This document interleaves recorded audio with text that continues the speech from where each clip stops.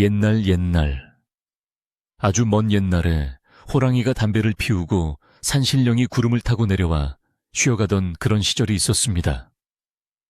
깊고 깊은 상골짜기 굽이굽이 돌아가면 맑은 시냇물이 졸졸 흐르고 아침마다 하얀 안개가 포근하게 감싸 앉는 작은 마을이 하나 숨어 있었는데 사람들은 이 마을을 보기 들어오는 곳이라 하여 복골이라 불렀습니다.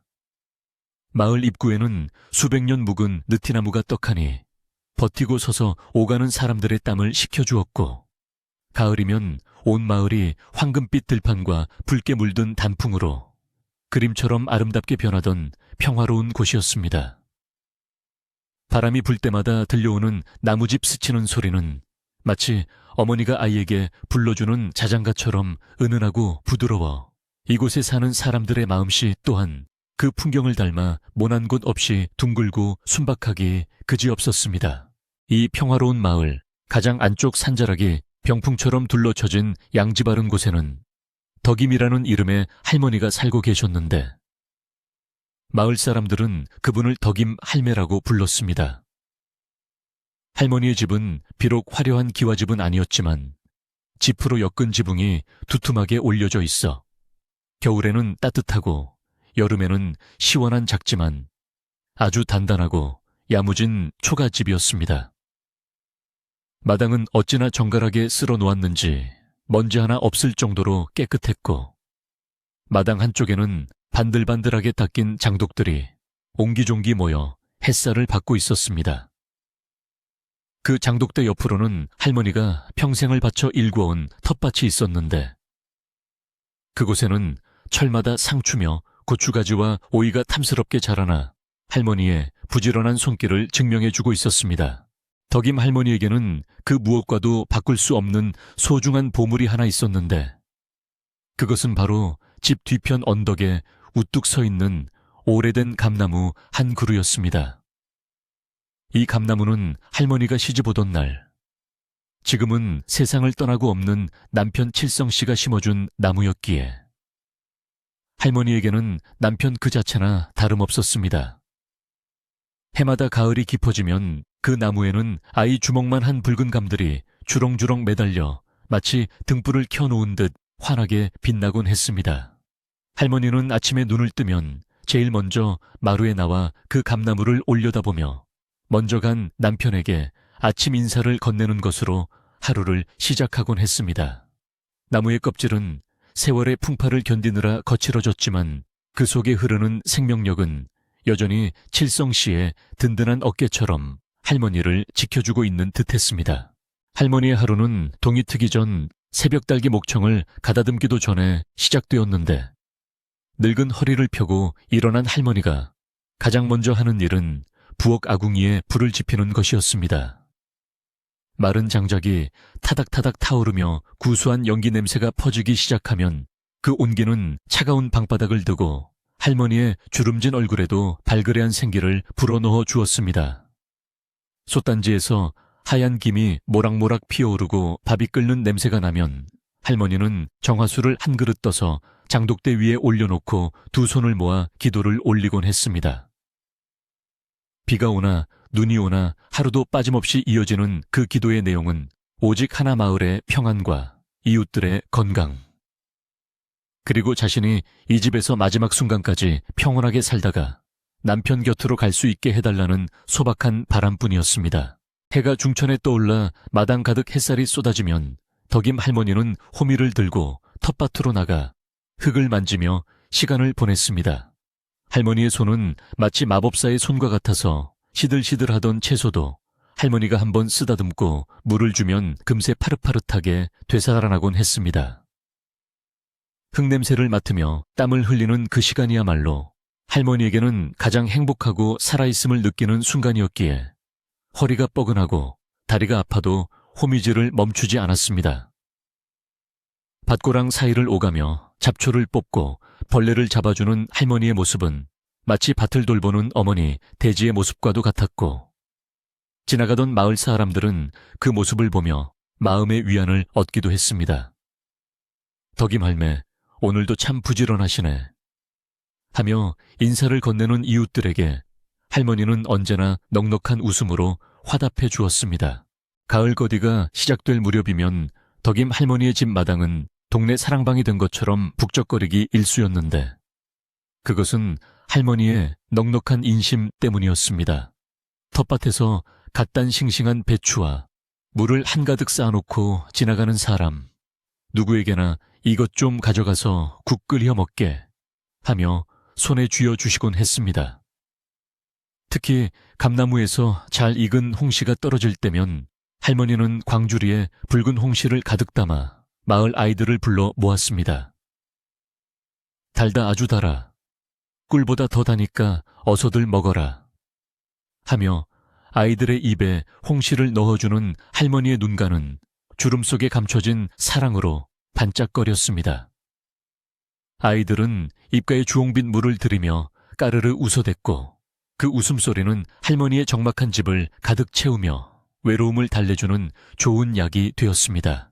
어느 날 오후 마을의 촌장인 만석 영감이 지팡이를 짚고 덕임 할머니네 집 마당으로 들어섰습니다.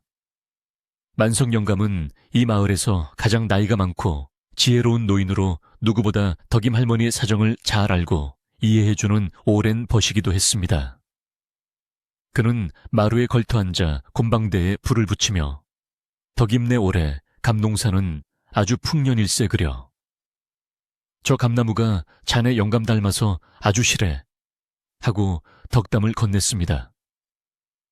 할머니는 부엌에서 시원한 식혜 한 사발을 내어오며 그러게 말이에요. 영감이 가고 나서도 저 나무가 나를 먹여 살리네요. 저 나무만 보고 있으면 영감이 곁에 있는 것 같아 마음이 든든해요. 하고 대답했습니다. 두 노인은 말없이 붉게 익어가는 감나무를 바라보며 지난 세월의 추억에 잠기곤 했습니다. 덕임 할머니가 사는 이 집터는 사실 명당 중의 명당이라 하여 예전부터 탐내는 사람들이 덜어 있었습니다. 집 뒤로는 산이 포근하게 감싸고 앞으로는 맑은 물이 흐르는 배산임수의 지형인데다가 흙이 워낙 기름져서 무엇을 심어도 잘 자라는 땅이었기 때문입니다. 하지만 할머니에게 이 땅은 금전적인 가치로 따질 수 없는 남편과의 추억과 자신의 인생이 고스란히 배어있는 성지와도 같은 곳이었습니다. 가끔 읍내에서 땅 거강군들이 찾아와 할머니, 이 집 팔고 저 아랫마을 편한 집으로 가시는 게 어떻소? 돈은 섭섭지 않게 쳐주겠소? 하며 꼬드기기도 했지만 할머니는 그때마다 단호하게 고개를 저으며 내 죽어서나 나갈까 살아서는 절대 이 집 문지방을 넘지 않을 걸세 하고 쫓아내곤 했습니다. 할머니의 집 부엌에는 오래된 가마솥 2개가 걸려 있었는데 하나는 밥을 짓는 소티고 다른 하나는 국을 끓이거나 물을 드는 소티였습니다. 그 솥뚜껑은 얼마나 닦았는지 거울처럼 반질반질 윤이 났고 부뚜막 주변도 그 으름 하나 없이 깨끗했습니다.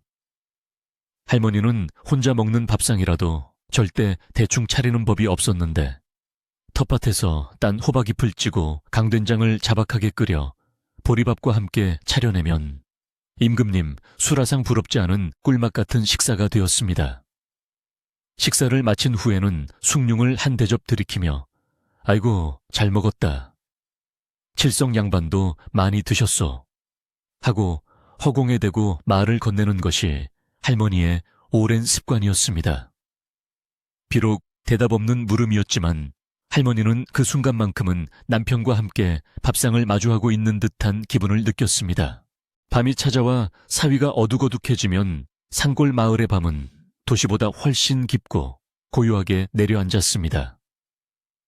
풀벌레 소리가 교향곡처럼 울려 퍼지고 하늘에는 쏟아질 듯 별들이 총총히 박혀 반짝거렸습니다. 할머니는 호롱불 심지를 돋우고 앉아 해진 옷을 깁거나 콩을 고르며 긴 밤을 보내곤 했습니다. 가끔은 창호지 문 너머로 들려오는 부스럭거리는 소리에 귀를 기울이며 산짐승이 내려왔나 아니면 바람이 나뭇가지를 흔드는 소리인가 가늠해 보기도 했습니다.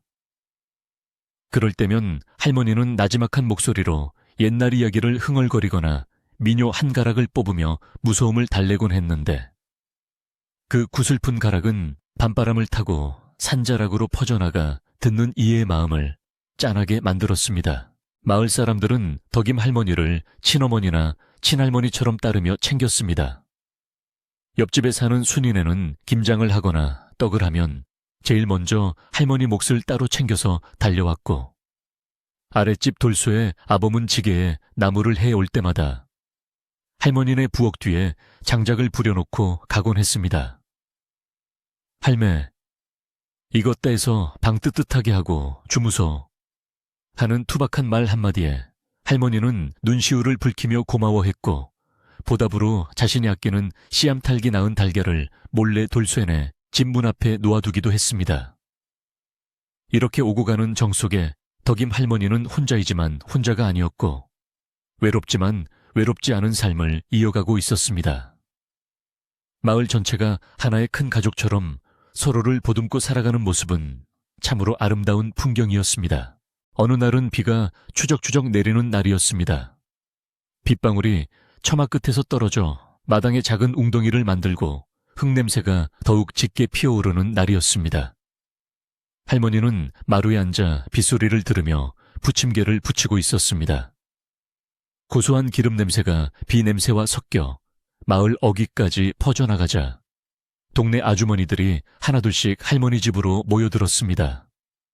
아이고 할매요, 기름 냄새가 어찌나 고소한지 참새가 방앗간 못 지나가듯 홀려서 왔심더 하며 너스레를 떠는 아주머니들을 보며 할머니는 잘 왔다 잘 왔어, 비도 오는데 같이 먹어야 제맛이지 하며 갓 구운 따끈한 부침개를 찢어 건넸습니다.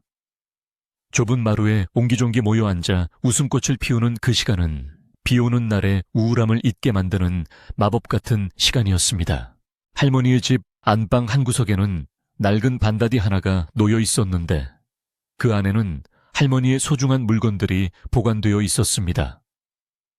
남편이 혼례 때 사준 비녀 명절 때마다 입었던 고운 한복, 그리고 꼬깃꼬깃하게 접어둔 빛바랜 편지 한 장이 그것이었습니다. 그 편지는 남편 칠성 씨가 세상을 떠나기 전 그를 모르는 할머니를 위해 옆집 사람에게 부탁해 남긴 유일한 유언과도 같은 글이었습니다. 덕이마 부디 아프지 말고 오래오래 살다가 천천히 오시오. 나는 먼저 가서 자네 올 자리 닦아놓고 기다리겠소.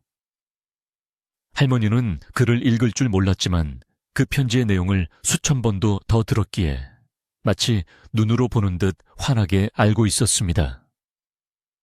힘들 때마다 그 편지를 꺼내어 볼에 비비며 할머니는 다시 살아갈 힘을 얻곤 했습니다. 계절은 어김없이 흘러 산과 들에 울긋불긋 단풍이 절정을 이루는 늦가을이 되었습니다. 덕임 할머니네 감나무에도 주홍빛감들이 탐스럽게 익어 고개를 숙이고 있었고, 마당에는 널어놓은 고추가 붉은 융단처럼 깔려 있었습니다.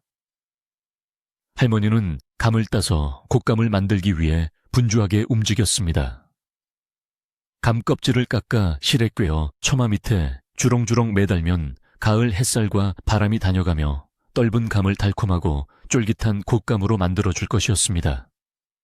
할머니는 곶감이 잘 마르면 겨울 긴 밤에 찾아올 손님들에게 대접할 생각에 벌써부터 마음이 설레었습니다.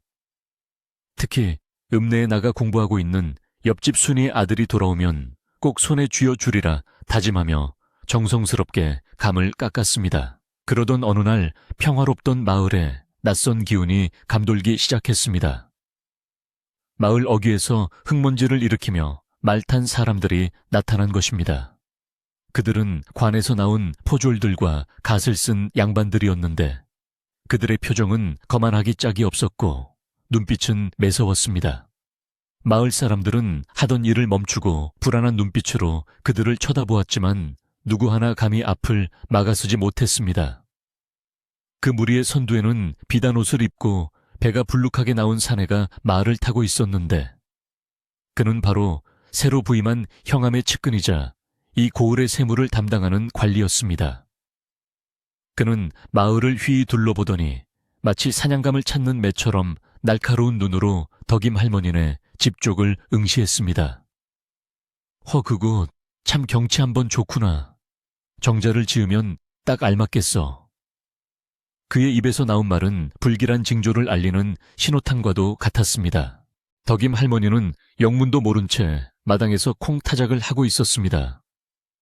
도리깨질을 할 때마다 콩껍질이 튀어오르고 노란 콩알들이 바닥으로 쏟아졌습니다. 올해 콩 농사도 잘 되었으니 메주를 쑤어서 장을 담가야겠구나.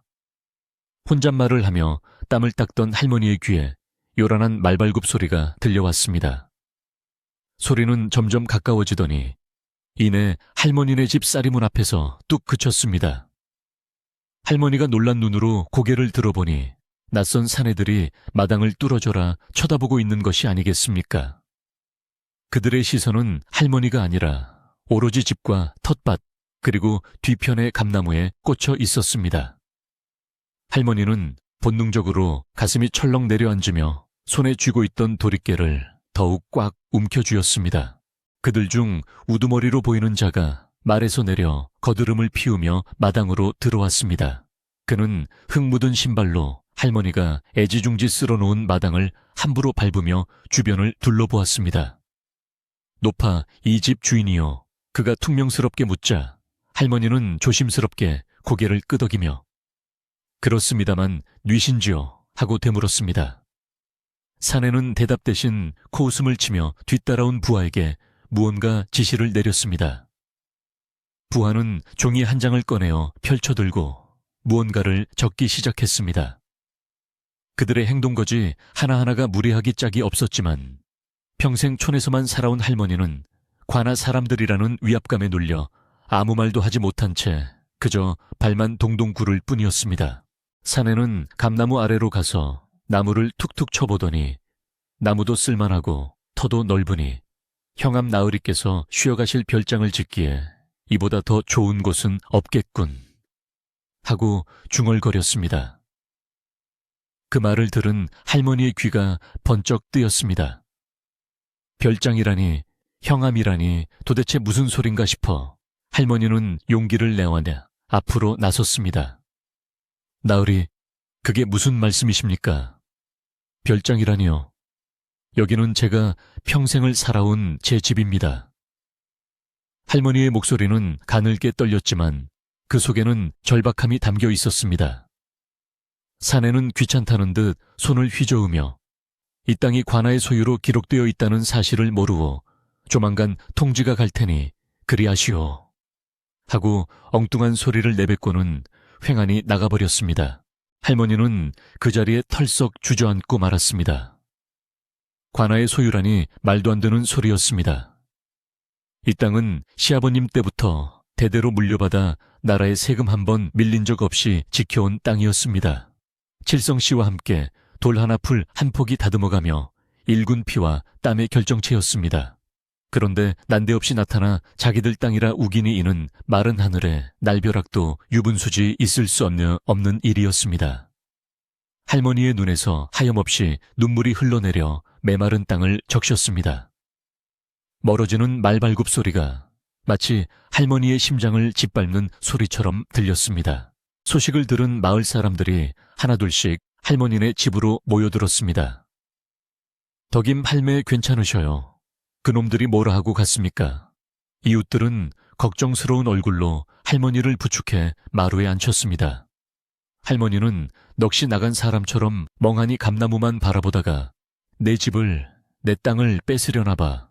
우리 영감이 어떻게 마련한 집인데 하며 통곡을 하기 시작했습니다.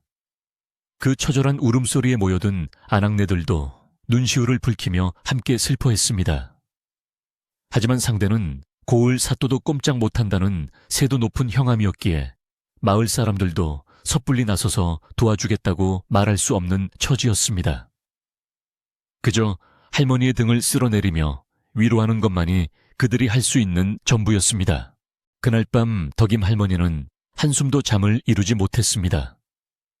밖에서는 바람이 불어 창호지 문을 덜컹거리게 했고 그 소리가 마치 관아 사람들이 다시 들이닥치는 소리 같아 가슴이 조마조마했습니다.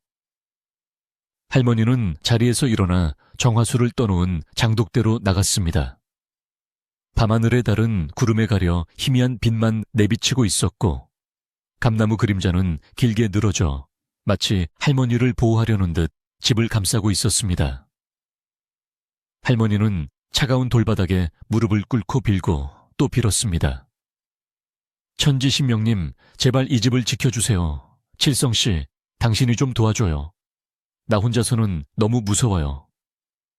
할머니의 간절한 기도는 밤새도록 이어졌습니다. 다음 날 아침 마을의 공기가 무겁게 가라앉아 있었습니다. 평소 같으면 활기찼을 아침 시간이지만 사람들은 삼삼오오 모여 웅성거리며 걱정스러운 표정을 지었습니다. 덕임 할머니의 일은 남의 일이 아니었습니다. 오늘 덕임 할머니가 당하면 내일은 또 누가 당할지 모르는 일이었기 때문입니다. 하지만 힘없는 백성이 관할을 상대로 무엇을 할 수 있겠습니까? 그저 숨죽여 지켜보는 수밖에 없다는 사실이 사람들을 더욱 비참하게 만들었습니다. 만석 영감은 혀를 차며 세상이 말세로다. 어찌 늙은이의 눈에서 피눈물을 뽑으려 하는가 하고 탄식했습니다. 한편 관에서는 새로 부임한 형함이 기름진 고기와 술을 즐기며 간신배들의 아첨을 듣고 있었습니다. 사또 그 노파가 사는 곳이 풍수지리로 볼 때 아주 명당이라 하옵니다. 그곳에 정자를 짓고 연못을 파면 사또의 앞길이 더욱 창창할 것이옵니다. 아첨꾼의 말에 형함은 너털웃음을 터뜨리며 만족해했습니다. 그래 그렇다면 당장 그 땅을 비우게 하라. 무슨 수를 써서라도 내 것으로 만들어야겠다. 그의 탐욕스러운 눈빛은 이미 덕임 할머니의 소박한 집을 헐어내고 화려한 별장을 짓고 있는 듯 번들거렸습니다. 가난한 노파의 눈물 따위는 안중에도 없는 그저 자신의 욕심을 채우는 데만 급급한 탐관오리의 전형적인 모습이었습니다. 덕임 할머니는 아침이 되어도 밥숟가락을 들 힘조차 없었습니다.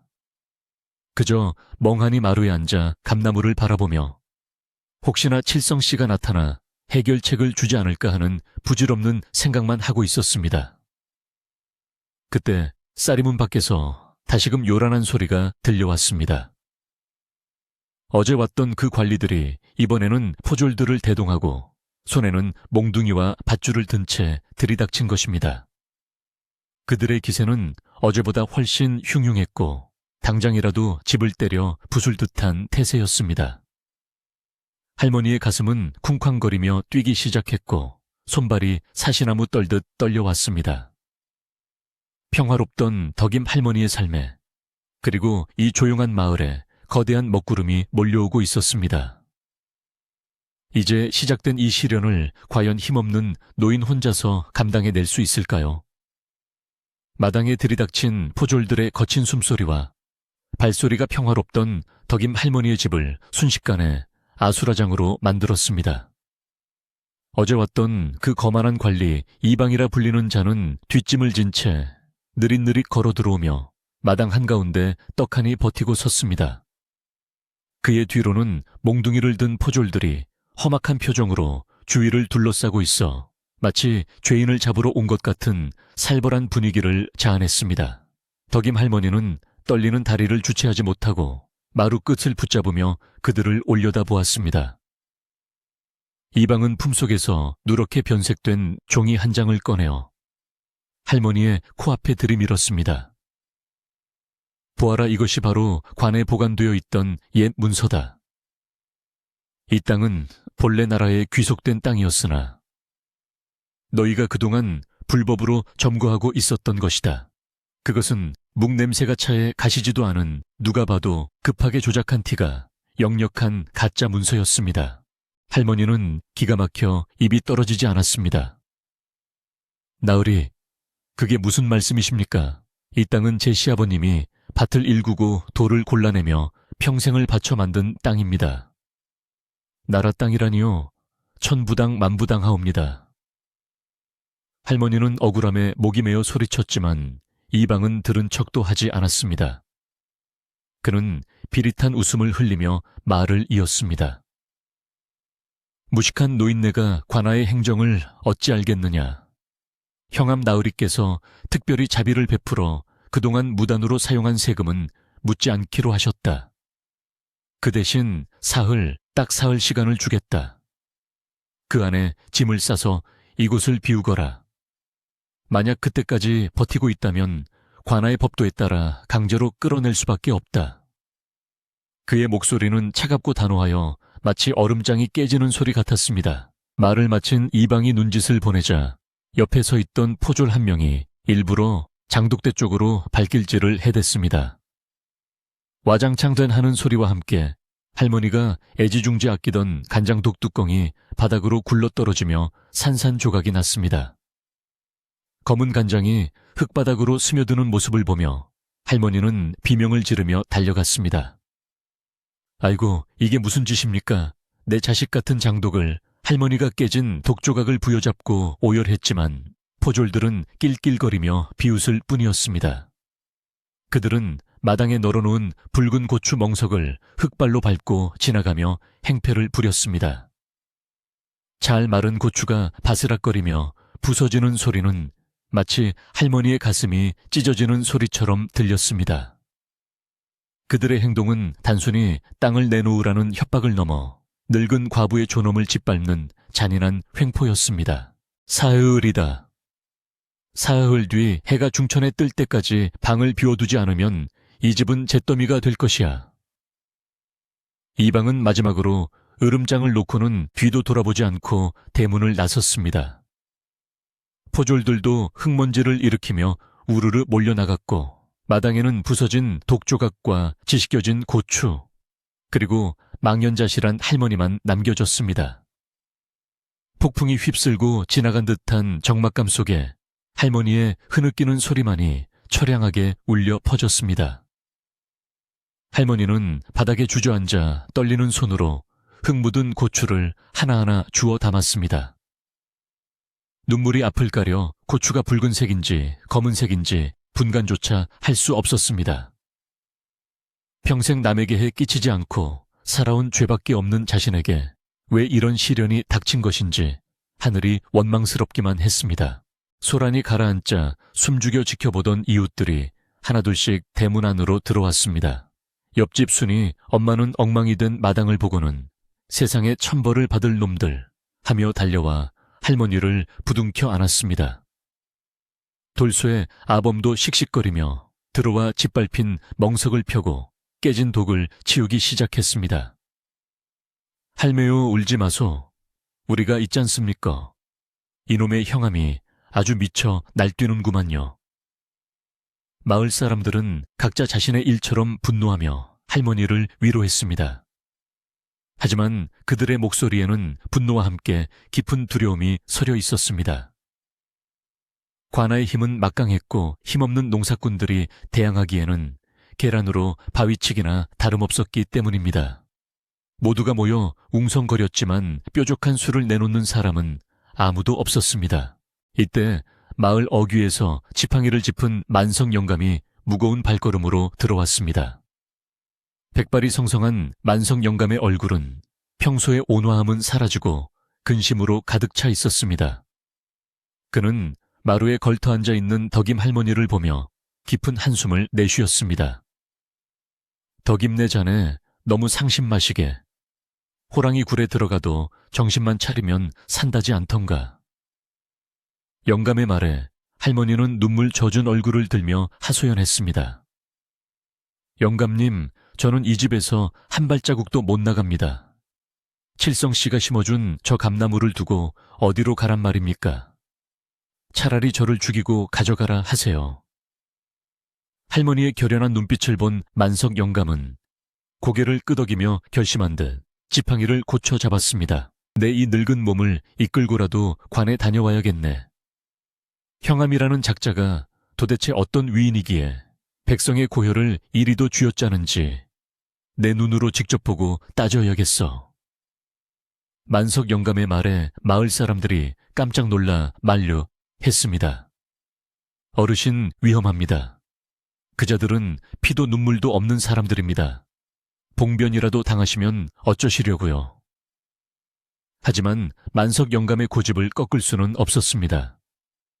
그는 방으로 들어가 장롱 깊숙이 넣어두었던 갓을 꺼내 쓰고 하얀 도포를 정갈하게 차려 입었습니다. 비록 낡고해진 옷이었지만 평생을 정직하게 살아온 노인의 기품이 서려 있었습니다. 이 마을의 어른으로서 가만히 있을 수는 없는 노릇이야. 사람의 도리가 아니지. 만석 영감이 마을을 나서자 돌쇠를 비롯한 몇몇 장정들이 그 뒤를 따르려 했으나 영감은 손을 저어 돌려보냈습니다. 내 혼자 가는 것이 낫네. 여럿이 가면 싸움 걸러 가는 줄 알 테니 자네들은 덕임네 집이나 잘 지켜주게. 영감은 굽은 등을 펴고 지팡이에 의지해 읍내를 향해 뚜벅뚜벅 걸어갔습니다. 마을 사람들은 멀어지는 영감의 뒷모습을 보며 마음속으로 무사 귀환을 빌었습니다. 가을바람이 쓸쓸하게 불어와 길가의 낙엽들을 이리저리 굴렸고 하늘은 금방이라도 비가 올 듯 잔뜩 흐려져 있어 마을 사람들의 불안한 마음을 대변하는 듯했습니다. 읍내관에 도착한 만석 영감은 웅장한 소슬대문 앞에서 잠시 숨을 고를 수밖에 없었습니다. 문 앞을 지키는 포졸들이 창을 엇갈려 막으며 영감을 제지했기 때문입니다. 무슨 일로 왔는가? 이곳은 함부로 들어올 수 없는 곳이다. 포졸의 고압적인 태도에도 만석 영감은 굴하지 않고 당당하게 말했습니다. 나는 복골 마을에 사는 촌부 만석이라 하네. 형암 나으리께 드릴 말씀이 있어 왔으니 길을 비켜주게. 포졸들은 콧방귀를 뀌며 비웃었지만 영감의 눈빛이 예사롭지 않음을 느끼고는 안으로 기별을 넣었습니다. 한참 뒤 들어오라는 전갈이 떨어졌고 영감은 관아 안마당으로 발을 들여놓았습니다. 관아 안은 바깥 세상과는 딴판이었습니다. 곳곳에 비단 장식이 걸려있고 연못에는 인거들이 한가롭게 헤엄치고 있었으며 어디선가 풍악소리와 함께 기생들의 웃음소리가 들려왔습니다. 백성들은 흉년에 굶주려 풀뿌리로 연명하는데 이곳은 마치 다른 세상인 양흥청망청하고 있었습니다. 만석 영감은 분노가 치밀어 올랐지만 꾹 참고 형암이 있는 대청마루 앞으로 나아갔습니다. 형암은 술상이 거하게 차려진 상석에 비스듬히 기대앉아 있었고 그 옆에는 아까 덕임 할머니 집에서 행패를 부렸던 이방이 아부를 떨며 술을 따르고 있었습니다. 내가 복골 촌장이라 했느냐? 늙은이가 무슨 일로 내 귀한 술맛을 떨어뜨리러 왔단 말이냐? 형암이 귀찮다는 듯이 묻자 만석 영감은 마당에 돗자리를 깔고 정중하게 큰절을 올린 뒤 고개를 들었습니다. 사또 나으리 소인이 감히 여쭙고자 하는 것은 오늘 덕임이라는 노파의 집에 있었던 일 때문입니다. 그 땅은 그 노파의 목숨과도 같은 곳이옵니다. 부디 굽어 살피시어 그 늙은이가 제 집에서 생을 마칠 수 있도록 선처해 주시옵소서. 영감의 목소리는 떨렸지만 또렷하게 관아 안을 울렸습니다. 그러나 형암은 닭다리를 뜯으며 시큰둥하게 반응했습니다. 나라 땅을 나라가 쓰겠다는데 감히 촌부가 나서서 이래라 저래라 하는 것이냐? 내 놈목이 몇 개라도 되는 줄 아느냐? 만석 영감은 다시 한번 머리를 조아리며 간곡히 호소했습니다. 나으리 옛말의 땅에는 임자가 따로 있고 그 임자가 덕을 이루면 땅이 노한다고 했습니다. 그 노파는 평생 남에게 베풀며 살아온 덕인입니다. 늙은 과부의 눈에서 피눈물을 흘리게 하면 반드시 하늘이 알고 땅이 알 것입니다. 부디 통촉하여 주시옵소서. 영감의 입에서 하늘과 땅이라는 말이 나오자 형암의 얼굴이 불그락푸르락해졌습니다.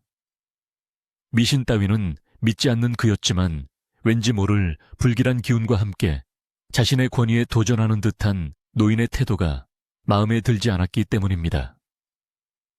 형암은 술잔을 집어던지며 소리쳤습니다. 여봐라, 저 늙은이가 노망이 났나 보구나. 당장 끌어내라. 다시는 내 눈앞에 얼씬도 못하게 하라. 포졸들이 달려들어 만석 영감의 양팔을 붙잡고 질질 끌고 나갔습니다.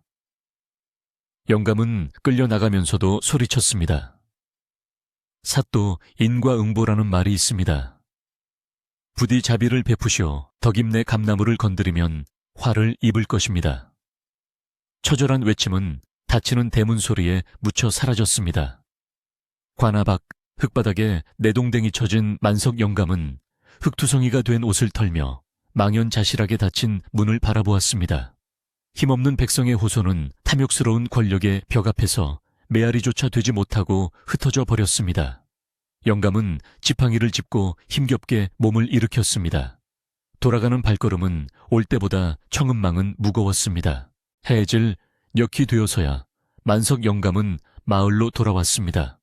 마을 어귀에서 기다리던 사람들이 우르르 몰려 나왔지만 영감의 어두운 표정을 보고는 모두가 입을 다물었습니다. 굳이 말을 듣지 않아도 결과가 어떠했는지 짐작할 수 있었기 때문입니다. 덕임 할머니는 영감의 손을 잡으며 눈물을 글썽겼습니다. 영감님, 고생하셨습니다. 제 탓입니다. 제가 못난 탓에 어르신까지 욕을 보게 해드렸습니다. 할머니는 자신의 처지보다 이웃 어른이 수모를 당한 것이 더 가슴 아팠습니다. 만석 영감은 할머니의 손을 꼭 쥐며 나지막이 말했습니다. 면목이 없네. 내 힘이 모자라 자네를 지켜주지 못했어. 하지만 하늘이 다 보고 계실 걸세. 너무 낙담하지 말게. 그날 밤 마을에는 무거운 침묵이 흘렀습니다.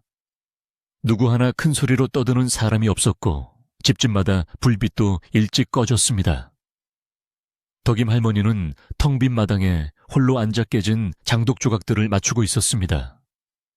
달빛이 비치는 마당은 처연할 정도로 아름다웠지만 할머니의 마음은 숯검정처럼 타들어가고 있었습니다. 할머니는 흙 묻은 곶감을 하나 집어들고 멍하니 바라보았습니다. 낮에 포졸들이 밟고 지나간 곶감이었습니다. 칠성 양반 보고 있어 저들이 우리 집을 빼앗으려 하오. 내가 죽으면 죽었지 이 집을 내주고는 눈을 못 감겠어. 할머니의 독백은 밤바람을 타고 뒤뜰 감나무로 흘러갔습니다.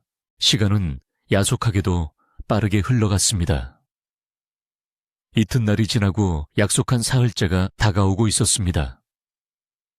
마을 사람들은 혹시라도 덕임 할머니가 나쁜 마음을 먹을까봐 번갈아가며 들여다보았습니다.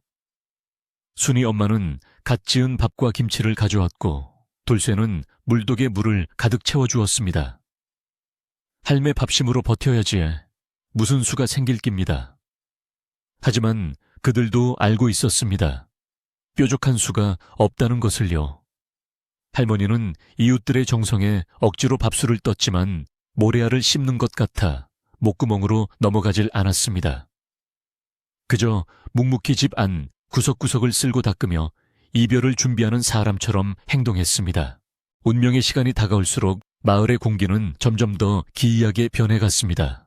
바람이 불지 않는데도 나무집들이 쏴 소리를 내며 떨었고 개들이 이유 없이 허공을 향해 지저댔습니다. 특히 덕임 할머니 집 뒤편의 감나무 주변에는 까마귀 떼가 모여들어 깍깍거리는 소리가 끊이지 않았습니다. 사람들은 수근거렸습니다. 무언가 일이 터질 것만 같아. 감나무가 우는 소리 들어봤어. 어젯밤에 운궁거리는 소리가 들리더라고. 미신이라 치부하기에는 너무나도 뚜렷한 징조들이 마을을 감싸고 돌았습니다. 할머니는 두려움보다는 오히려 차분한 마음으로 그 징조들을 받아들였습니다. 그것이 남편이 보내는 신호라고 굳게 믿었기 때문입니다. 드디어 약속한 사흘째 되는 날에 저녁 깊은 밤이 찾아왔습니다. 칠흑 같은 어둠 속에서 덕임 할머니는 하얀 소복으로 갈아입고 정화수를 떠서 장독대 위에 올렸습니다. 그리고 그 어느 때보다 간절하게 기도를 올렸습니다. 천지신명님, 굽어 살펴 주소서. 이 땅의 주인은 저 탐관오리가 아니라 땀 흘려 일군 우리네 백성들임을 보여주소서. 할머니의 기도가 깊어질수록 뒤뜰의 감나무 가지가 심하게 흔들리기 시작했습니다. 바람은 점점 거세져 마치 누군가가 울부짖는 듯한 소리를 냈고 그 소리는 산골짜기를 타고 마을 전체로 퍼져나가 잠든 사람들을 깨웠습니다. 한편 관아의 관사에서 잠을 청하던 형암은 식은땀을 흘리며 악몽에 시달리고 있었습니다. 꿈속에서 그는 거대한 뱀에게 휘감겨 숨을 쉴 수가 없었습니다. 뱀의 눈은 붉게 빛나고 있었는데 자세히 보니 그것은 뱀이 아니라 덕임 할머니네 뒤뜰에 있던 늙은 감나무 뿌리였습니다. 내 땅에서 나가거라, 썩 물러가거라. 우레와 같은 호통소리에 형암은 비명을 지르며 잠에서 깨어났습니다. 온몸이 땀으로 흠뻑 젖어 있었고 심장은 터질 듯이 뛰었습니다. 빌어먹을 노파 재수없게 꿈자리가 왜 이리 사나워. 그는 물을 들이켜며 애써 불길함을 떨쳐내려 했지만 등 뒤에서 느껴지는 서늘한 기운은 사라지지 않았습니다. 창밖을 내다보니 보름달이 구름 사이로 얼굴을 내밀었다 숨기를 반복하고 있었습니다. 형암은 내일 날이 밝는 대로 당장 그 집을 밀어버리고 굿이라도 한판 버려야겠다고 생각했습니다. 하지만 그는 알지 못했습니다. 자신이 건드린 것이 단순한 노파가 아니라 이 땅에 깃든 오랜 정령과 사람들의 한 HN이라는 것을 말입니다. 날이 밝아오고 있었습니다. 폭풍전야의 고요함이 깨지고 이제 곧 들이닥칠 파국을 향해 시간은 째깍째깍 흘러갔습니다. 마을 입구에 느티나무도 할머니네, 감나무도 숨을 죽인 채 다가올 아침을 기다리고 있었습니다. 과연 덕임 할머니와 그 소중한 터전은 무사할 수 있을까요? 드디어 약속된 사흘째 날의 아침이 밝아왔지만 그날의 해는 평소처럼 찬란하게 떠오르지 못했습니다. 마치 하늘도 이 땅에서 벌어질 비극을 참아 눈뜨고 볼 수 없다는 듯 짙은 회색 구름이 겹겹이 쌓여온 마을을 어두컴컴하게 뒤덮고 있었습니다. 새벽 안개가 자욱하게 깔려 한 치 앞도 분간하기 어려웠고 그 속에서 까마귀 떼만이 불길한 울음소리를 내며 덕임 할머니네 집 지붕 위를 맴돌았습니다. 마을의 공기는 물을 잔뜩 머금은 솜처럼 무겁고 축축하여 숨을 쉴 때마다 가슴 한구석이 턱턱 막히는 것 같은 답답함을 주었습니다. 평소라면 아침 밥 짓는 연기로 구수했을 마을 풍경이 이날따라 전쟁터의 포연처럼 스산하고 차갑게 느껴졌습니다. 덕임 할머니는 이날 평생을 통틀어 가장 일찍 눈을 떴습니다. 아니, 사실 뜬 눈으로 밤을 지새웠다는 편이 맞을 것입니다. 할머니는 자리에서 일어나 정갈한 몸가짐으로 머리를 빗고 장롱 깊숙한 곳에서 꺼낸 하얀 소복을 입었습니다. 그것은 남편 칠성씨의 장례식 때 입었던 옷으로 할머니에게는 죽음을 각오한 결의의 상징과도 같았습니다. 할머니는 부엌으로 들어가 마지막이 될지도 모를 밥상을 차렸습니다. 쌀을 씻는 손길 하나, 그릇을 놓는 동작 하나에 정성을 다하며 이 집에서의 모든 순간을 기억 속에 새기려 애썼습니다. 부뚜막의 온기 흙벽에 냄새 손때 묻은 밥그릇에 감촉까지 할머니는 모든 것과 작별 인사를 나누고 있었습니다. 할머니는 갓 지은 하얀 쌀밥 한 그릇과 맑은 정화수 한 그릇을 소반에 받쳐 들고 마당 한가운데 있는 감나무 아래로 나갔습니다. 영감 오늘이 그날이요. 저들이 내 목숨을 끊어놓기 전에는 이 집을 내주지 않을 작정이요. 부디 저를 지켜주시고 혹여 내가 잘못되더라도 이 나무만은 다치지 않게 해주시오. 할머니는 감나무 뿌리에 술을 한 잔 부으며 저를 올렸습니다. 차가운 흙바닥에 이마를 대고 한참을 엎드려 있었는데 그때 기이하게도 바람 한 점 없는 날씨임에도 감나무 가지가 우웅 하고 떨리며 마치 할머니의 등을 어루만지는 듯한 소리를 냈습니다. 그것은 두려움에 떨고 있는 할머니에게 보내는 남편의 따뜻한 위로이자 다가올 싸움에 대한 묵직한 응원처럼 느껴졌습니다. 한편 관아의 상황은 마을보다 훨씬 더 기괴하고 혼란스럽게 돌아가고 있었습니다. 형암은 아침에 눈을 뜨자마자 머리가 깨질 듯한 두통에 시달리며 비명을 질렀습니다. 아이고 머리야, 내 머리통을 누가 망치로 때리는 것 같구나. 그는 식은땀을 비오듯 흘리며 침상에서 뒹굴었습니다. 밤새 악몽에 시달리느라 한숨도 자지 못한 그의 눈은 핏발이 서서 붉게 충혈되어 있었고 입술은 바싹 타들어가 하얗게 일어나 있었습니다. 하인들이 놀라 달려와 물수건을 대고 다리를 주물렀지만 형암의 고통은 조금도 줄어들지 않았습니다. 오히려 그는 하인들의 손길이 닿을 때마다 살같이 찢어지는 것 같다며 소리를 지르고 물건을 집어던지는 등 난동을 부렸습니다. 형암은 비틀거리며 일어나 앉아 헛구역질을 해댔습니다. 그런데 그의 귀에는 자꾸만 이상한 소리가 들려왔습니다. 처음에는 아주 멀리서 들리는 바람소리 같았는데 점점 그 소리가 커지더니 누군가가 귓가에 대고 속삭이는 소리로 변했습니다. 욕심을 버려라. 남의 눈에 피눈물 내면 내 눈에는 피가 흐른다.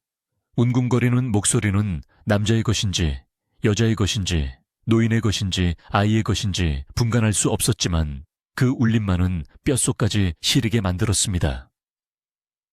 형암은 누구냐 누가 감히 내 방에 숨어서 요망한 소리를 짓거리는 것이냐 하고 고래고래 소리를 질렀지만 방 안에는 겁에 질린 하인들 외에는 아무도 없었습니다. 이방이 조심스럽게 방으로 들어와 형암의 안색을 살피며 물었습니다. 사또 나으리 기체 후 일향만 강하시옵니까? 오늘이 바로 그 노파의 땅을 접수하기로 한 날입니다. 채비를 하시겠습니까? 형암은 이방의 말을 듣자마자 멍한 눈으로 허공을 응시하더니 갑자기 섬뜩한 미소를 지으며 중얼거렸습니다. 그래 땅, 그 땅만 차지하면 이 두통도 사라질 게야. 그곳이 명당이라 내 길을 눌러서 그런 것일 게야. 당장 가서 그 집을 밀어버리고 내 기운을 되찾아야겠다. 그는 아픈 몸을 억지로 일으켜 관복을 챙겨 입었습니다.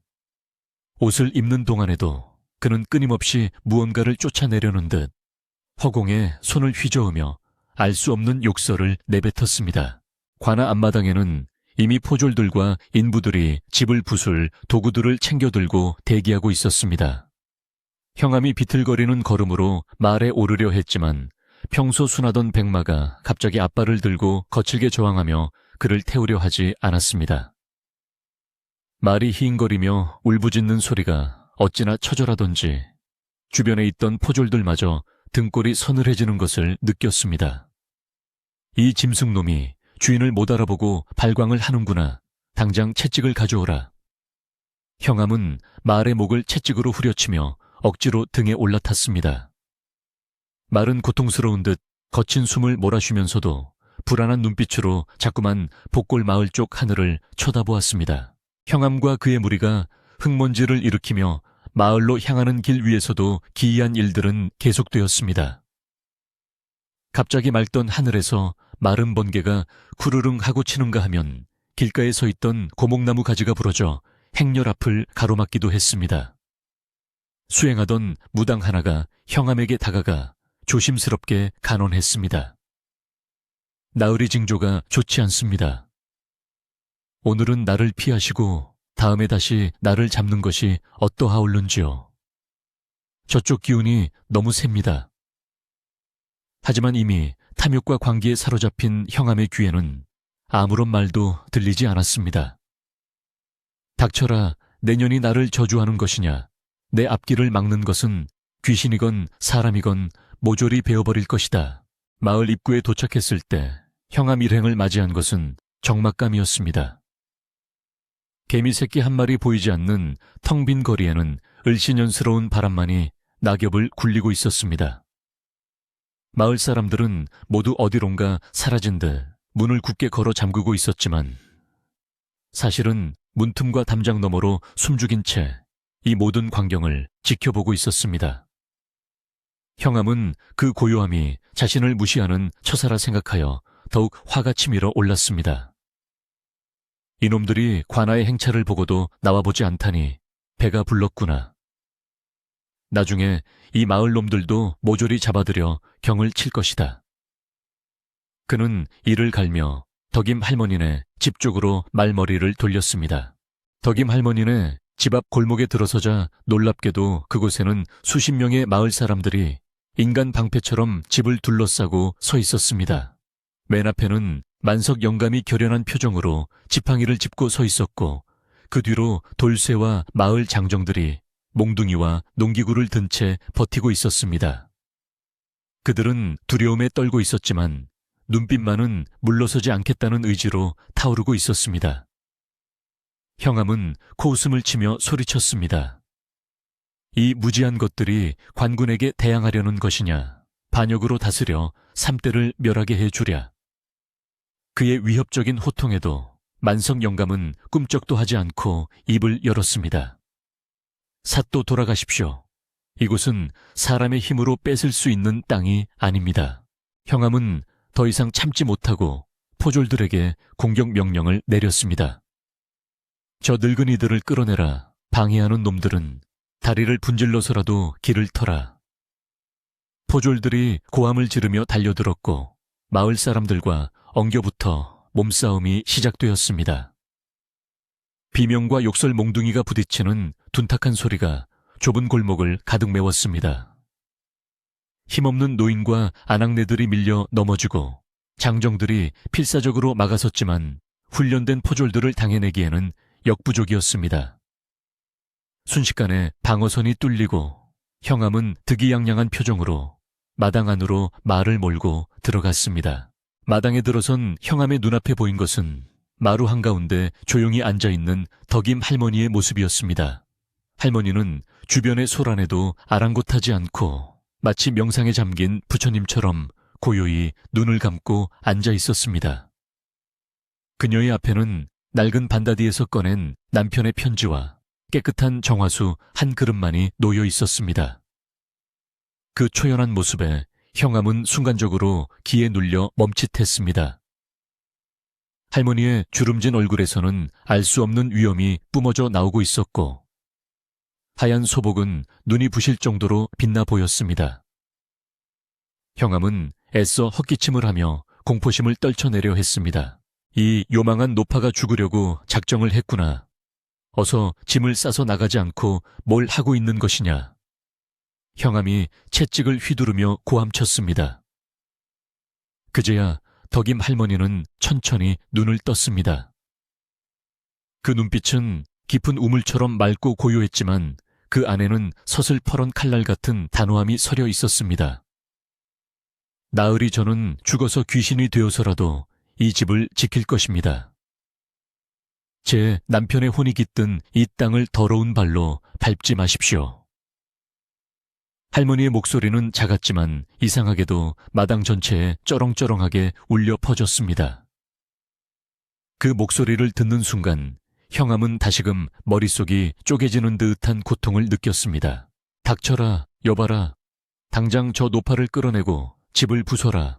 저 감나무부터 베어버려. 형암은 고통을 이기지 못하고 발광하듯 소리쳤습니다.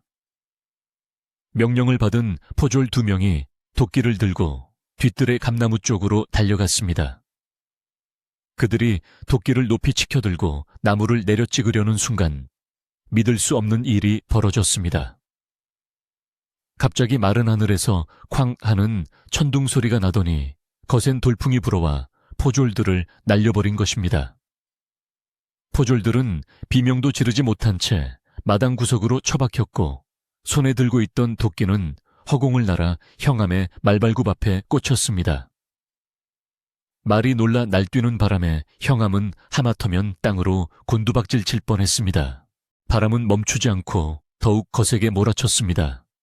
마당의 흙먼지가 회오리 바람처럼 솟아올라 형암 일행을 감쌌고 장독들이 스스로 덜덜 떨리며 부딪히는 소리를 냈습니다. 형암은 눈을 뜰 수가 없었습니다. 바람 속에서 수많은 사람들의 웅성거리는 소리, 아니 통곡하는 소리가 들려왔기 때문입니다. 누구냐? 누가 장난을 치는 것이냐? 형암은 팔을 휘저으며 소리쳤지만 그의 귀에는 점점 더 또렷한 하나의 이름이 들려오기 시작했습니다. 칠성. 그것은 덕임 할머니의 죽은 남편 이름이었습니다.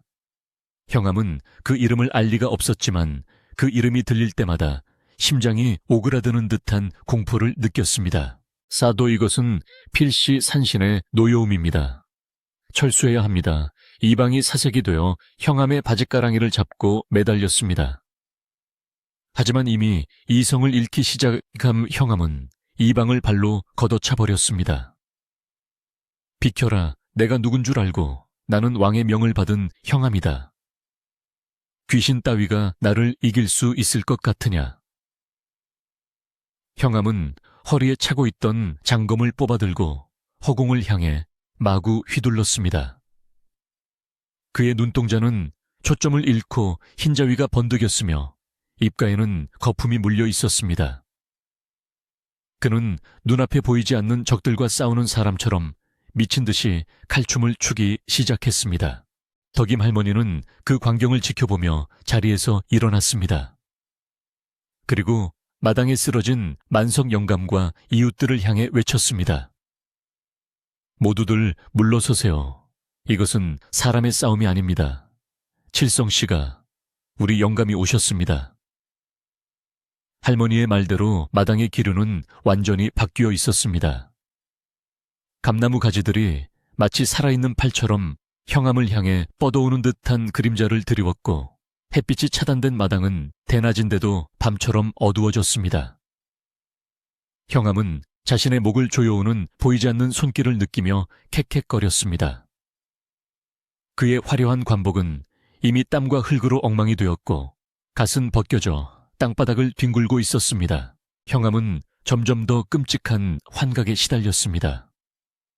마당에 있는 모든 물건들이 자신을 노려보는 눈동자로 변했고 바닥에 흙이 늪처럼 변해 자신의 발목을 잡아당기는 것 같았습니다.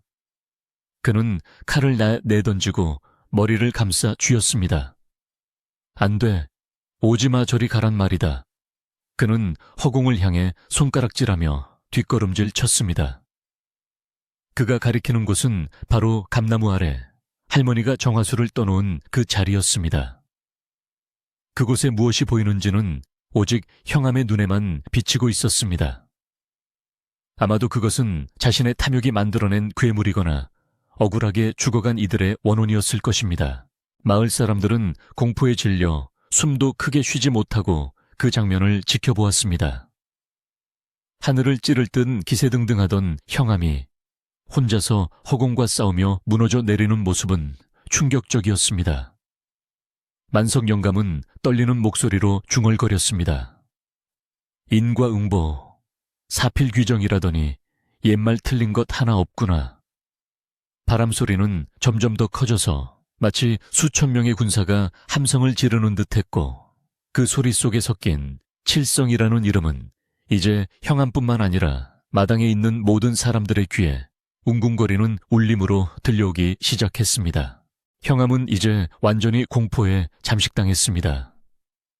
그는 자신이 어디에 있는지도 무엇을 하러 왔는지도 잊어버린 듯 했습니다. 오로지 살아야 한다는 본능만이 남아 그는 네 발로 기어서 마당을 빠져나가려 했습니다. 하지만 보이지 않는 힘이 그를 마당 한가운데로 다시 끌어당기는 듯 그는 제자리에서 뱅뱅 돌며 괴로워했습니다. 살려주시오. 내가 잘못했소. 제발 그 이름 좀 부르지 마시오. 형암은 바닥에 머리를 찌으며 애원했습니다. 그의 입에서 터져나온 비명은 인간의 소리라기보다는 짐승의 단말매 가까웠습니다. 이때 덕임 할머니가 천천히 마루에서 내려와 형암 앞으로 다가갔습니다. 바람에 휘날리는 할머니의 치맛자락과 흰 머리카락이 신비로운 분위기를 자아냈습니다. 할머니는 형암을 내려다보며 준엄하게 꾸짖었습니다. 보시오, 땅은 거짓말을 하지 않습니다. 당신이 뺏으려던 것은 흙 한 줌이 아니라 이곳에 깃든 사람들의 마음이었습니다. 이제 그 대가를 치를 시간입니다. 할머니의 말이 끝나자마자 하늘에서 굵은 빗방울이 하나둘씩 떨어지기 시작했습니다. 그것은 뜨거워진 형암의 머리를 식혀주는 비가 아니라 그의 죄를 씻어내고 징벌을 내리는 차가운 채찍과도 같은 비였습니다. 빗줄기는 순식간에 폭우로 변해 쏟아져 내렸습니다. 형암은 빗물에 젖은 채 땅바닥을 구르며 발광했습니다. 그의 눈에는 이제 현실과 환상의 경계가 완전히 무너져 버렸습니다. 그는 자신의 부하들을 적으로 착각하고 주먹을 휘두르기도 하고 감나무를 향해 큰 절을 올리기도 했습니다. 그 모습을 지켜보던 포졸들은 겁에 질려 도망칠 생각조차 못하고 얼어붙어 있었습니다. 마을은 빗소리와 형암의 비명소리, 그리고 끊임없이 들려오는 기이한 바람소리로 가득 찼습니다. 이제 사건은 단순한 땅 분쟁을 넘어 인간의 힘으로는 어찌할 수 없는 영적인 영역으로 넘어가고 있었습니다. 과연 이 광란의 끝은 어디일지 모두가 숨죽여 다음 순간을 기다릴 뿐이었습니다. 폭우가 쏟아지는 마당 한가운데서 형암은 마치 불에 데인 사람처럼 펄쩍펄쩍 뛰며 괴성을 질러대고 있었습니다. 하늘에서 내리는 비는 그치지 않고 더욱 거세게 몰아쳤지만 형암의 몸에서 뿜어져 나오는 열기는 식을 줄을 몰랐습니다. 그는 자신의 머리를 감싸쥐고 바닥을 뒹굴다가 허공을 향해 손을 휘저으며 보이지 않는 무언가를 떼어내려 안간힘을 썼습니다. 칠성, 제발 저리 가라, 내 눈앞에서 사라지란 말이다. 그의 입에서 터져 나온 이름은 분명 덕임, 할머니의 죽은 남편 이름이었습니다. 이 마을 사람이라면 누구나 알고 있는 그 이름을 오늘 처음 이 마을에 발을 들인 외지인인 형암이 알고 있을 리 만무했습니다.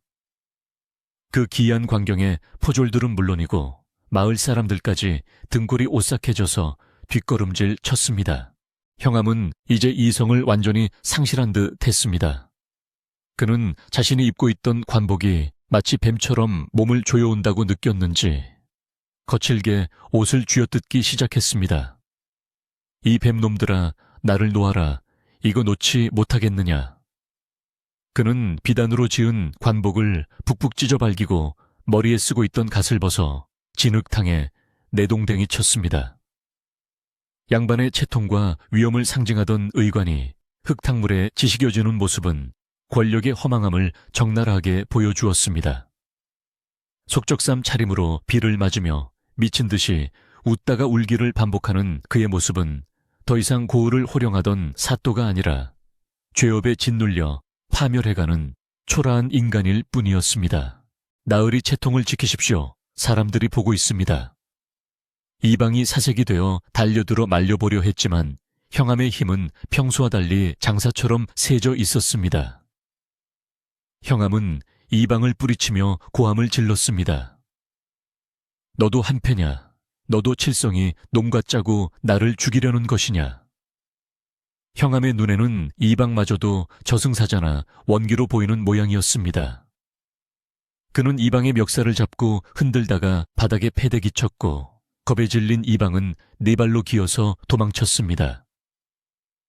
그 모습을 본 포졸들은 감히 다가갈 엄두조차 내지 못하고 창을 버린 채 우왕좌왕하며 도망갈 구멍을 찾기에 급급했습니다.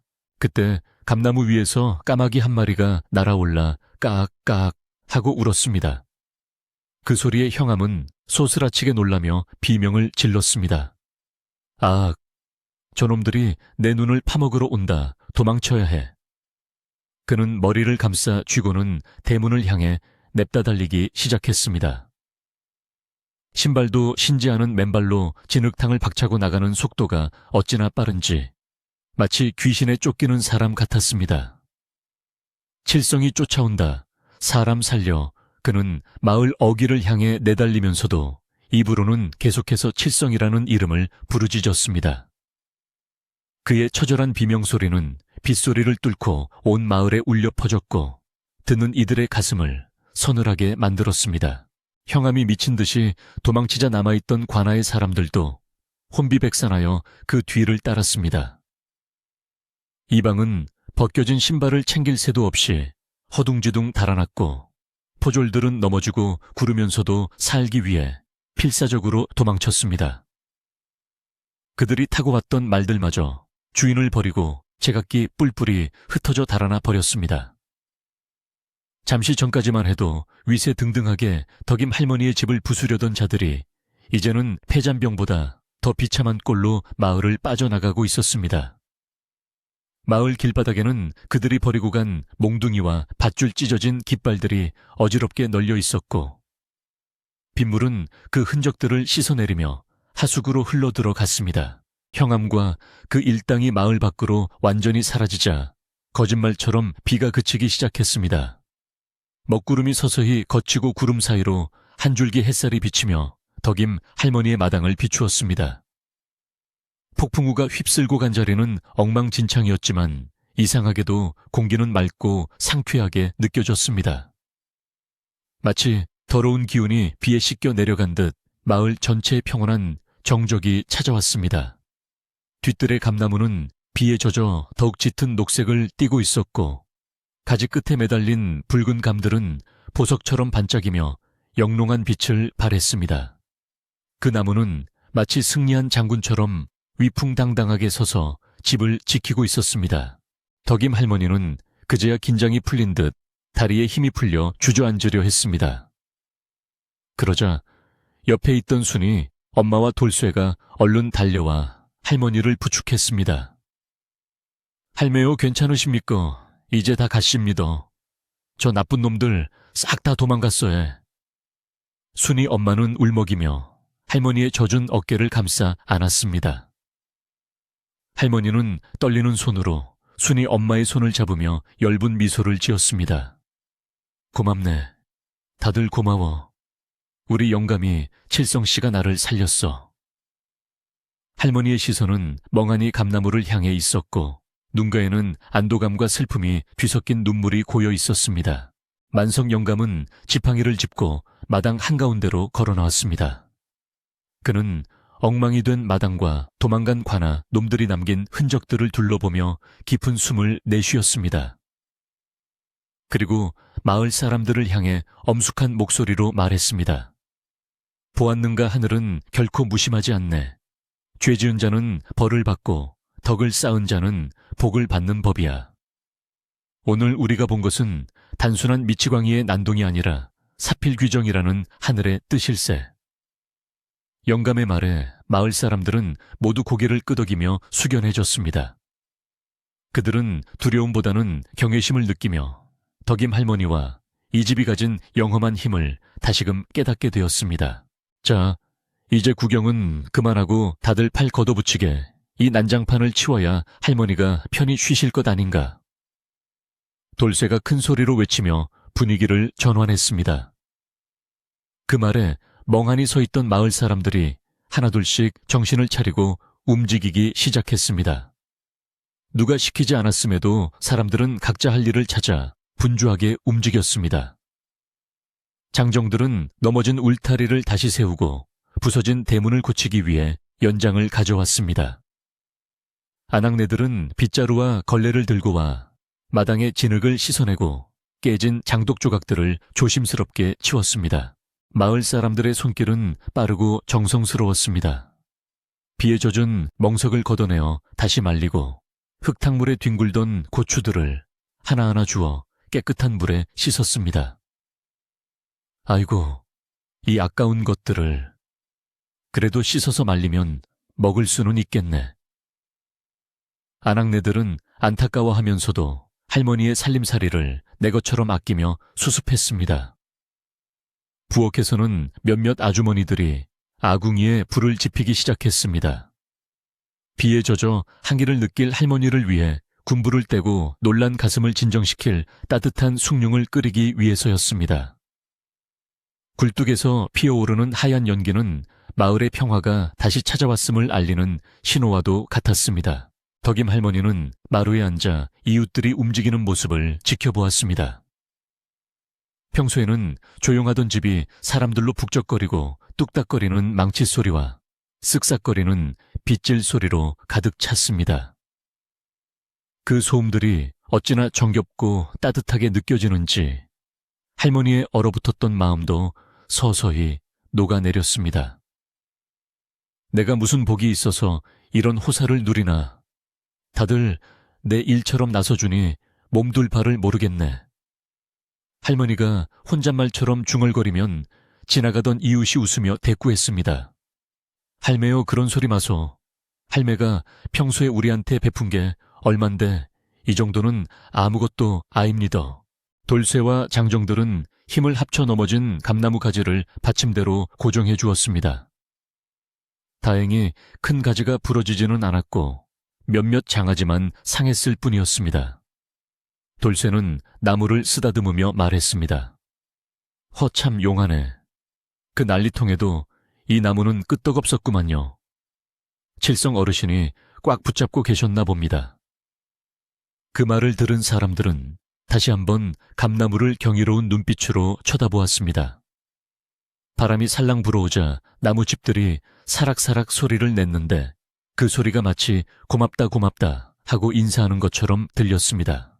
어느새 해가 서산으로 뉘엿뉘엿 넘어가고 마을에는 붉은 노을이 깔리기 시작했습니다. 비온 뒤에 하늘은 더욱 청명하고 붉게 물들어 마당에 고인 물웅덩이마다 노을빛이 반사되어 반짝였습니다. 엉망이었던 마당은 마을 사람들의 손길 덕분에 언제 그랬냐는 듯 말끔해졌습니다. 깨진 장독대는 치워졌고 울타리는 전보다 더 튼튼하게 고쳐졌으며 마당의 흙은 다시 평평하게 다져졌습니다. 사람들의 이마에는 땀방울이 맺혔지만 그들의 얼굴에는 힘든 기색 대신 뿌듯함과 안도감이 서려 있었습니다.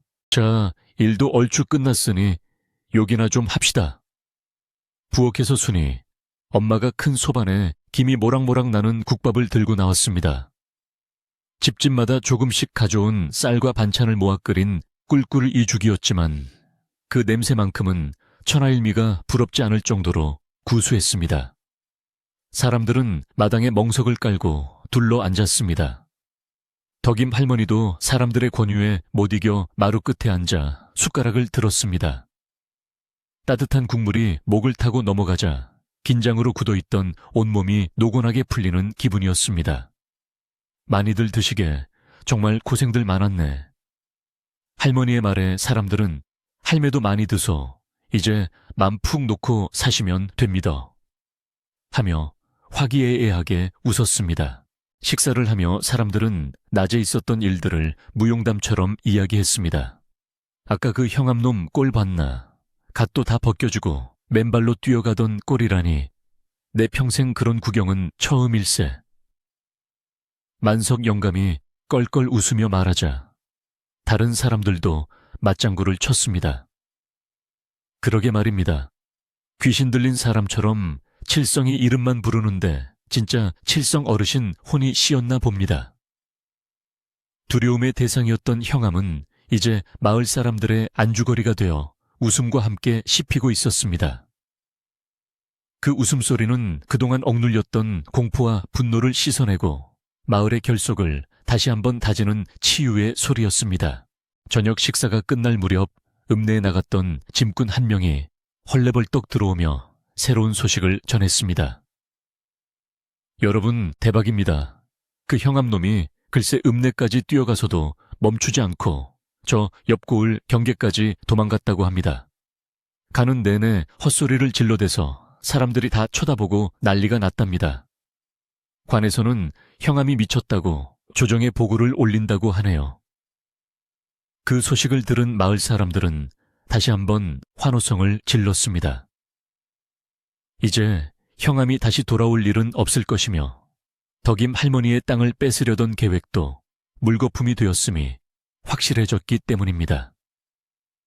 정의가 승리했다는 사실에 모두가 가슴 벅찬 희열을 느꼈습니다.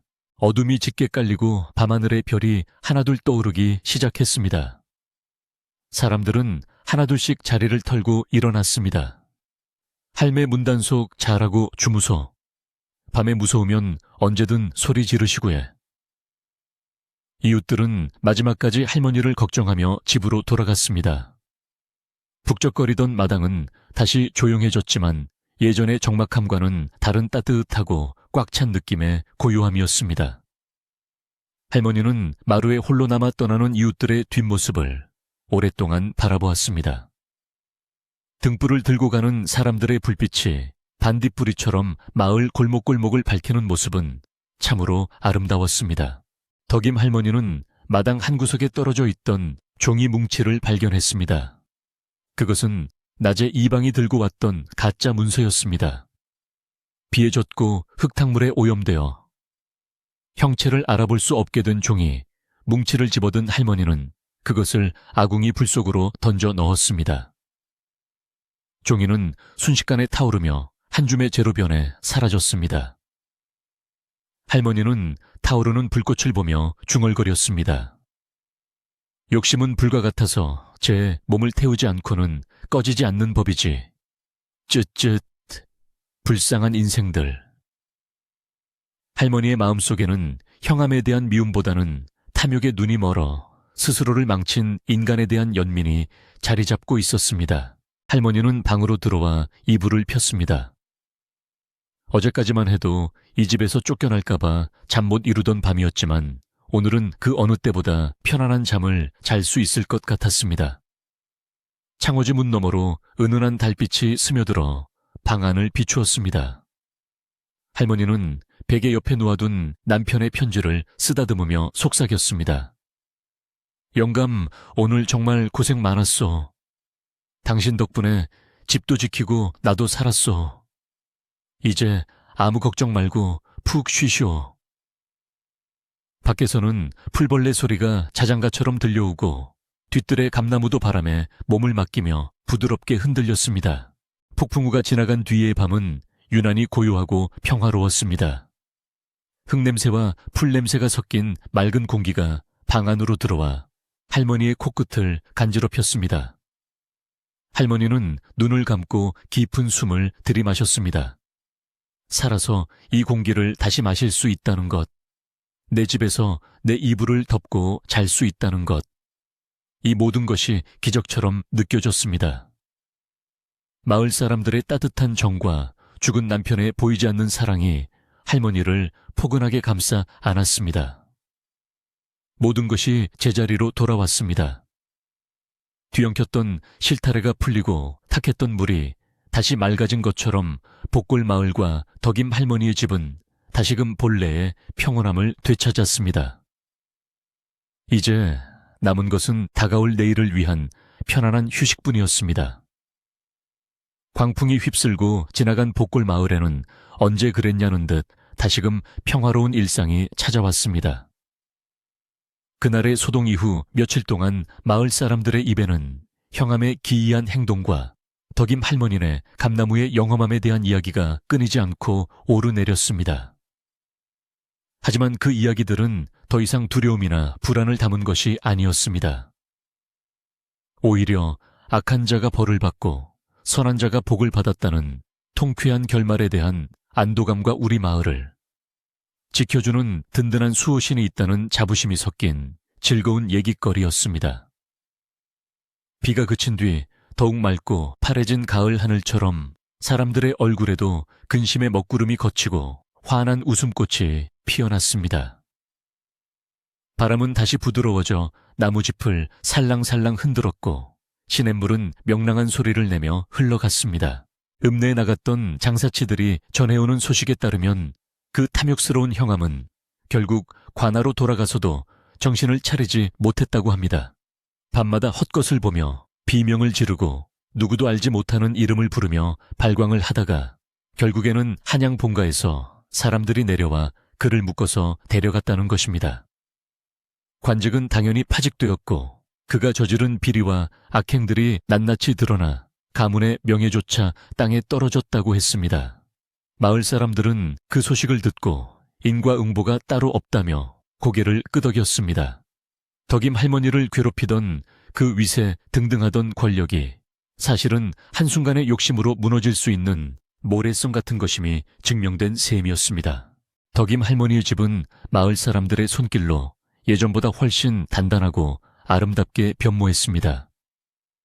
돌쇠와 마을 장정들은 형암의 말발굽에 상했던 울타리를 걷어내고 산에서 베어온 튼튼한 쌀이나무로 새 울타리를 엮어주었습니다. 할매, 이 울타리는 황소바람이 불어도 끄떡없을 깁니다. 이제 아무도 함부로 못 들어옵니다. 돌쇠가 땀을 닦으며 자랑스럽게 말하자 할머니는 시원한 막걸리 한 사발을 건네며 고마움을 표심이 했습니다. 무너졌던 장독대 바닥에는 넓적하고 평평한 돌들을 새로 깔아 더 정갈하게 만들었고, 깨진 독 대신 이웃들이 집에서 하나씩 가져온 옹기들이 그 자리를 채웠습니다. 모양과 크기는 제각각이었지만 그 속에 담긴 이웃들의 마음은 한결같이 따뜻했습니다. 사건이 있은 후 덕임 할머니는 뒤뜰의 감나무를 더욱 각별하게 돌보았습니다. 폭풍우 속에서도 가지 몇 개 부러진 것 외에는 꿋꿋하게 버텨준 나무가 더없이 기특하고 고마웠기 때문입니다. 할머니는 상처난 가지 끝에 황토를 발라주고 나무 밑둥을 쓰다듬으며 말을 건네곤 했습니다. 장하다, 우리 영감. 그 모진 비바람을 다 막아내고 이 집을 지켰구려. 당신 덕분에 내가 산에 살아. 나무는 붉게 익은 감들을 주렁주렁 매달고 묵묵히 서 있었지만 할머니의 눈에는 그 감들이 마치 남편이 환하게 웃고 있는 얼굴처럼 보였습니다. 감나무는 단순한 나무가 아니라 할머니의 삶을 지탱해주는 든든한 기둥이자 영혼의 동반자였습니다.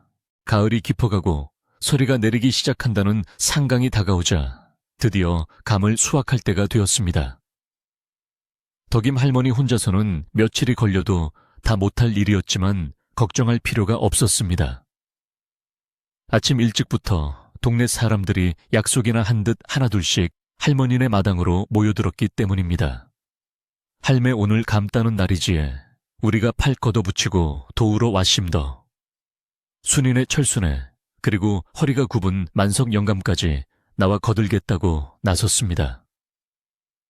마당은 금세 잔칫집처럼 시끌벅적해졌고 사람들의 활기찬 목소리가 가을 아침의 찬 공기를 따뜻하게 데웠습니다. 장정들은 긴 대나무 장대를 들고 감나무 위로 올라갔습니다. 조심스럽게 가지를 당겨 감을 따서 아래로 던지면 아낙네들이 치마폭을 벌려 그 감을 받아냈습니다. 어이구 받아라, 홍시 터진다. 위에서 소리치면 아래에서는 걱정 마소, 내 치마가 소미불보다 부드럽네 하며 맞장구를 쳤습니다. 잘 익은 감들이 탐스러운 자태를 드러내며 광주리에 차곡차곡 쌓여갔습니다. 개중에는 너무 익어 떨어지면서 터진 홍시들도 있었는데 그런 것들은 일하는 사람들의 입속으로 직행했습니다. 아따 달다, 꿀단지가 따로 없네. 입게 주홍빛 홍시 물을 묻히며 웃는 사람들의 모습은 더없이 순박하고 행복해 보였습니다. 덕임 할머니는 수확한 감들을 종류별로 분류했습니다. 단단한 감은 항아리에 넣어 침감을 만들거나 깎아서 곶감을 만들고 말랑말랑한 홍시는 따로 모아 이웃들에게 나누어 줄 몫으로 챙겨두었습니다. 할머니의 손길은 빠르면서도 정성스러웠습니다. 곶감을 깎는 칼질 소리가 사각사각 경쾌하게 울려 퍼졌습니다. 껍질을 깎은 감을 쌀이 꼬챙이에 꿰어 처마 밑에 매달자 마치 주황색 보석 커튼을 들이운 것처럼 집안이 환해졌습니다. 가을 햇살과 바람이 이 감들을 어루만지며 달콤하고 쫄깃한 곶감으로 만들어줄 것이었습니다. 이 곶감들은 긴 겨울밤 마을 사람들의 소중한 간식거리가 되고 사랑방 이야기꽃을 피우게 할 촉매제가 될 터였습니다. 감 수확이 얼추 끝나갈 무렵 덕임 할머니는 부엌으로 들어가 가마솥에 불을 지폈습니다. 오늘은 마을 사람들에게 고마운 마음을 전하고 집안의 나쁜 기운을 완전히 씻어내기 위해 팥죽을 쑤기로 마음먹었기 때문입니다. 붉은 팥은 예로부터 잡기를 쫓고 애군을 막아주는 영험한 곡식으로 알려져 있었습니다. 할머니는 미리 불려둔 팥을 솥에 넣고 푹 삶았습니다. 팥이 무르익어 터질 때까지 삶은 뒤 체에 받쳐 껍질을 걸러내고 고운 팥물만 받아냈습니다. 그 붉고 진한 팥물이 보글보글 끓어오르는 소리는 마치 묵은 체증이 내려가는 소리처럼 시원하게 들렸습니다. 팥물이 끓는 동안 할머니와 동네 아낙들은 찹쌀 반죽을 떼어 새알심을 만들었습니다. 하얗고 동글동글한 새알심을 빚으며 아낙들은 도란도란 이야기꽃을 피웠습니다. 우리 철수가 이번에 서당에서 천자문을 다 떼었다지 뭐예요. 아이고 기특해라. 나중에 형암 나으리보다 더 훌륭한 사람이 되겠네. 암 그렇고 말고 우리 마을 정기를 받았는데 오죽 똑똑하겠어. 웃음소리와 함께 빚어진 새알심들이 끓는 팥죽 속으로 퐁당퐁당 들어갔습니다. 죽이 걸쭉해지고 새알심이 동동 떠오르자 구수한 팥 냄새가 온 마을에 진동을 했습니다. 그 냄새는 지나가는 사람의 발길을 붙잡을 만큼 달콤하고 유혹적이었습니다. 해가 뉘엿뉘엿 저물고 땅거미가 내려앉을 때쯤 마당에 멍석이 깔리고 팥죽 잔치가 벌어졌습니다. 커다란 대접에 김이 모락모락 나는 붉은 팥죽이 한가득 담겨 나왔습니다. 동치미 한 사발과 갓 담근 김장김치가 곁들여지니 임금님 수라상이 부럽지 않았습니다. 마을 사람들은 둥그렇게 둘러앉아 뜨거운 죽을 호호 불어가며 맛보았습니다. 그라 뜨끈하니 속이 확 풀리네. 할매 손맛은 정말 알아줘야 해. 만석 영감이 엄지손가락을 치켜쓰자 여기저기서 감탄사가 터져 나왔습니다. 쫄깃한 새알심과 달콤 쌉싸름한 팥죽의 조화는 그동안의 고생을 모두 잊게 해줄 만큼 환상적이었습니다. 식사를 하던 도중 만석 영감이 숟가락을 내려놓고 덕임 할머니를 바라보며 입을 열었습니다. 덕임네 자네가 마음고생이 많았지만 그 덕분에 우리 마을 인심이 아직 살아있다는 걸 확인했어. 자네 혼자 지킨 집이 아니라 우리가 다 같이 지킨 집이네. 그러니 앞으로는 외롭다 생각 말고 우리를 가족이라 생각하고 살게나. 그 말에 덕임 할머니의 눈시울이 붉어졌습니다. 영감님 말씀이 100번 옳습니다. 제가 무슨 복에 이런 좋은 이웃들을 만났는지 죽을 때까지 이 은혜 잊지 않고 갚으며 살겠습니다. 할머니의 진심 어린 고백에 이웃들도 코끝이 찡해져 서로의 어깨를 토닥여 주었습니다. 그날 밤의 팥죽은 단순한 음식이 아니었습니다. 그것은 마을 사람들의 정을 하나로 묶어주는 끈이었고 지난날의 상처를 치유하는 약이었으며 앞으로 다가올 평화로운 날들을 기약하는 약속이었습니다. 배불리 먹고 난 사람들은 배를 두드리며 밤하늘을 올려다보았습니다. 구름 한 점 없는 밤하늘에는 보름달이 쟁반같이 둥실 떠올라 마을을 환하게 비추고 있었습니다. 달빛을 받은 초가 지붕과 감나무 그리고 사람들의 편안한 얼굴들이 한 폭의 그림처럼 어우러졌습니다.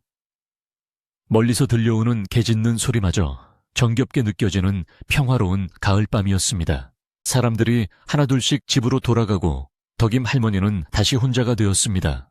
하지만 예전처럼 쓸쓸하거나 무서운 기분은 전혀 들지 않았습니다. 마당에는 사람들의 온기가 남아있었고 곳곳에 이웃들이 채워준 정성이 가득했기 때문입니다.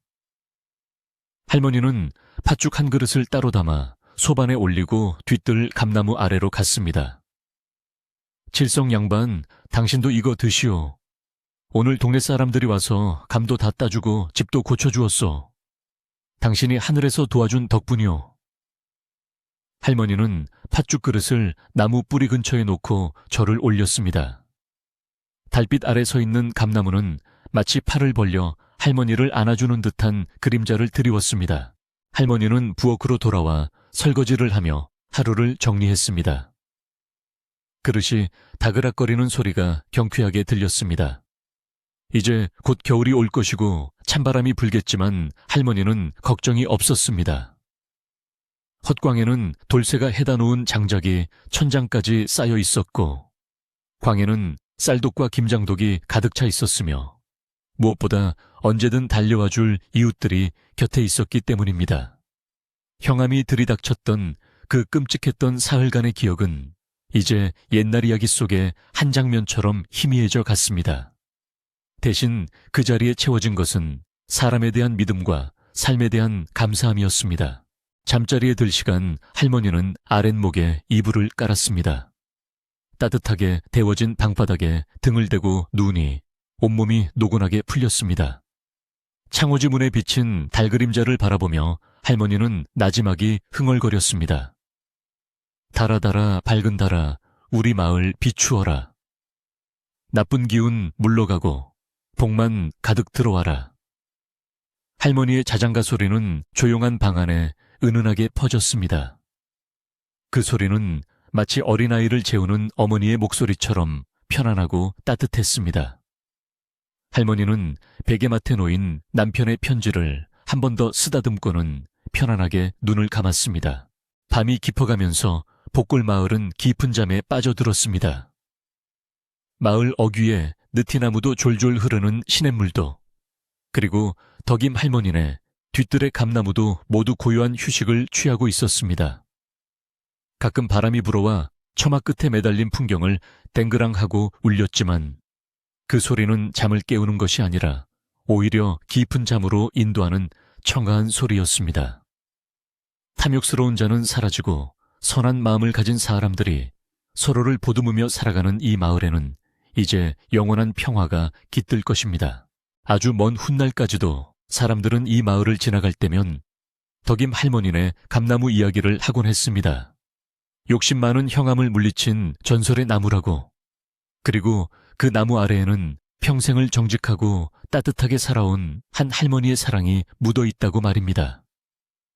어둠 속에서도 붉게 빛나는 처마 밑의 곶감처럼 덕임 할머니의 이야기는 사람들의 마음속에 따뜻하고 달콤한 전설로 남게 되었습니다.